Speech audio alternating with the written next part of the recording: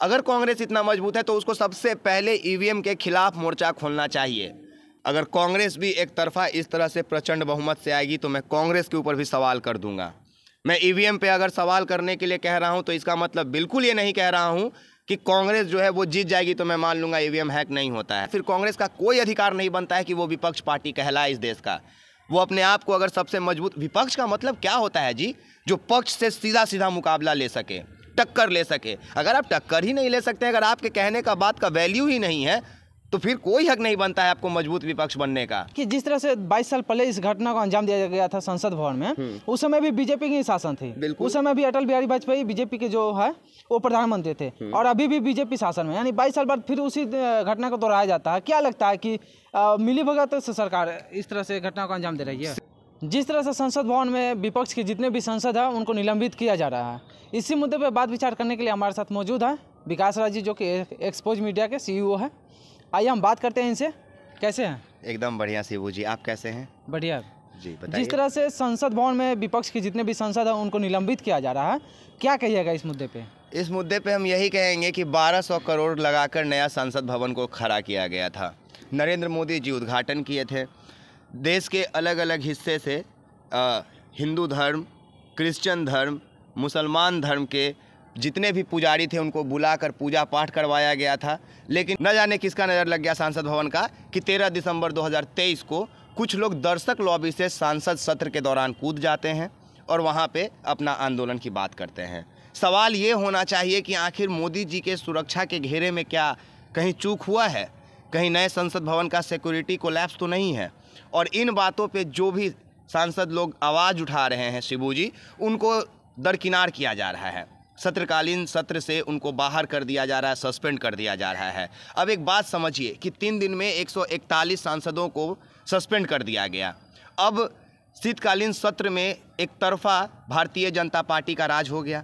300 से अधिक उनके सांसद हैं अभी वहाँ पे बैठे हुए। वो लोग कोई भी बिल पास करवा सकते हैं, मनमौजी काम कर सकते हैं। इस देश में जो सवाल कर रहा है, जो सुरक्षा पे सवाल करेगा, जो समझिए कि जो नया सांसद भवन बना जिसके बारे में इतना ढिंढोरा पीटा गया, उसमें उसके सुरक्षा में सेंध लग गया, सेंधमारी हुआ, तो सवाल जनता करेगा ना, सांसद करेंगे ना।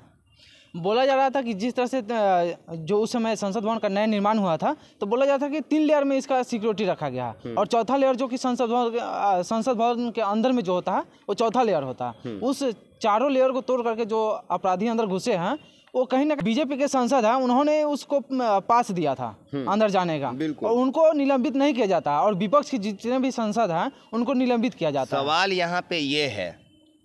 यहाँ पे यही है कि आखिर 4 लोग कैसे घुस गए। 2 लोग दर्शक लॉबी से कूद जाते हैं, कोई जूता से येलो स्प्रे स्मोक निकाल के लहराने लगता है, फैला देता है वातावरण में, मतलब भगदड़ की स्थिति मच जाती है वहाँ पे वो लोग हो सकता था तो असली बम भी लेके घुस सकते थे, वहाँ पे कोई हथियार लेके घुस सकते थे और वहाँ पे हो सकता है 1 सांसद घायल भी हो सकते थे।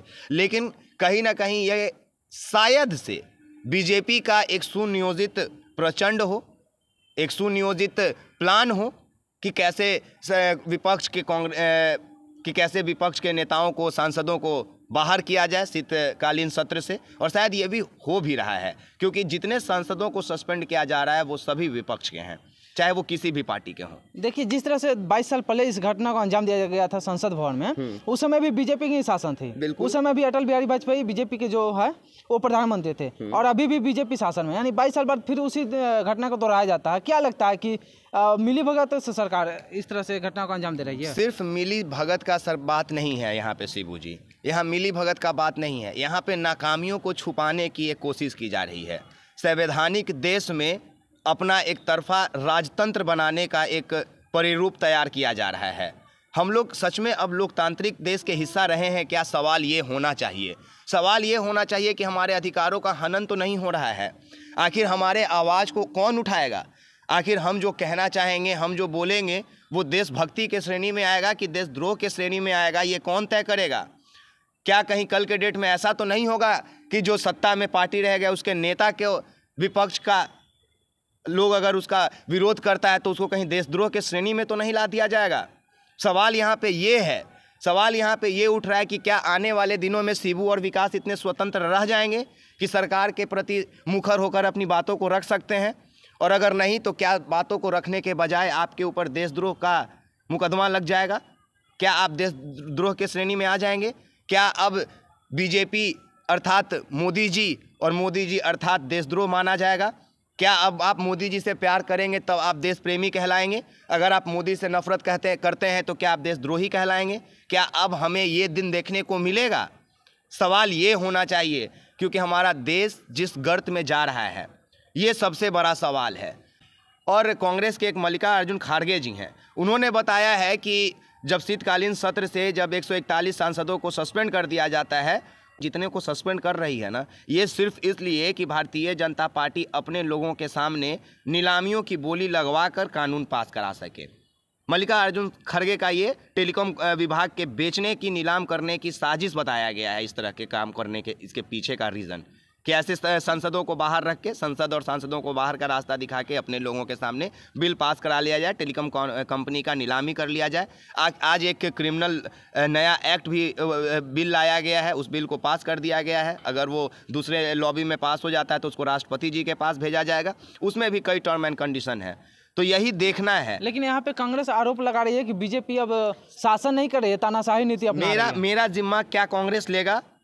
सवाल यही है शिबू जी। अब यहाँ इस देश के लोगों को ये अब समझ लेना चाहिए कि ना आपकी आवाज़ अब कांग्रेस बनने जा रही है, ना आपकी आवाज़ अब कोई पार्टी, चाहे वो भारतीय जनता पार्टी ही क्यों ना हो।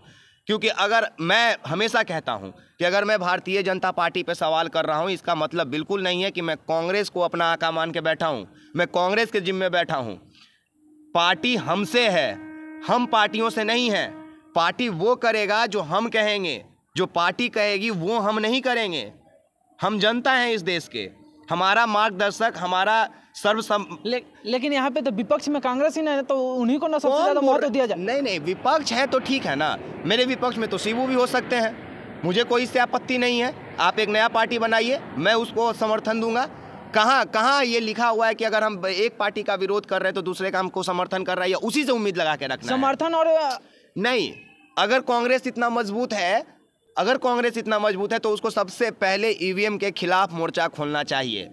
जब तक ईवीएम पे ये लोग रह के सवाल उठाएंगे, जब तक ये लोग ईवीएम पे पुरजोर प्रहार नहीं करेंगे, हम नहीं मानेंगे कि कांग्रेस हमारे देश के लिए हितकारी है। क्योंकि असल वही एक कहावत है शिबू जी कि राजा का प्राण तोता में बसता था। तो ये जो राजा साहब है ना, इनका प्राण जो है वो ईवीएम में बसा हुआ है।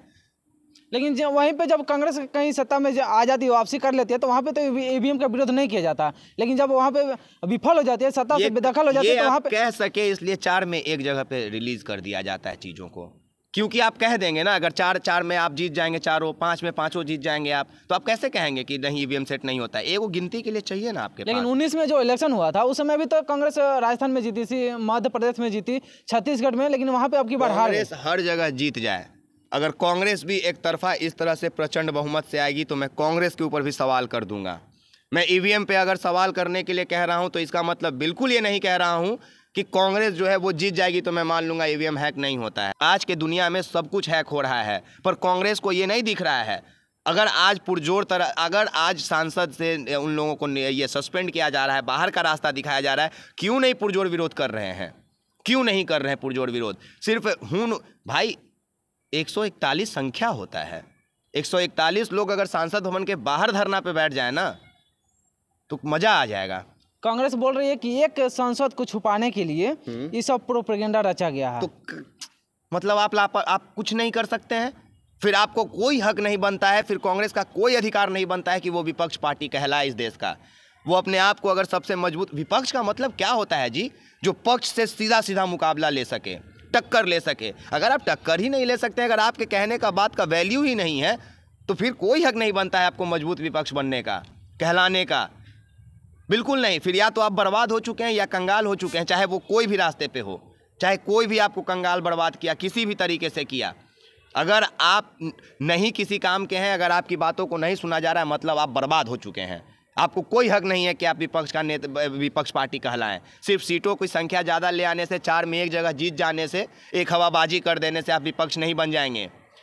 विपक्ष का मतलब होता है जनता के उन सवालों को ले जाकर पक्ष के नेताओं के आंख में आंख डालकर सीना पे चढ़ के जनता को बेनिफिट दिलाना, ये होता है विपक्ष। ना कि सिर्फ आप वोटों के लिए लड़ें, ये मैं नहीं मानता ऐसे विपक्ष को जो सिर्फ अपने इलेक्शन में अपना जीत दर्ज कराने के लिए आए। नहीं, इसको विपक्ष में होना चाहिए। अगर सत्ता पक्ष से आप नज़र से नज़र मिलाकर सवाल नहीं कर सकते हैं तो आप नहीं है विपक्ष। तो इन तमाम मुद्दे पे आप क्या सोचते हैं? जिस तरह से संसद भवन में विपक्ष के जितने भी सांसद हैं उनको निलंबित किया जा रहा है। अभी तक आंकड़े जो आए हैं, संसद भवन से 95 सांसद को निलंबित किया गया, वही राज्यसभा से 46 सांसद को निलंबित किया गया। इन तमाम मुद्दे पे क्या सोचते हैं? आपकी क्या प्रतिक्रिया रहेगी? आप अपना राय कमेंट में ज़रूर साझा कीजिएगा। जय हिंद, जय भारत।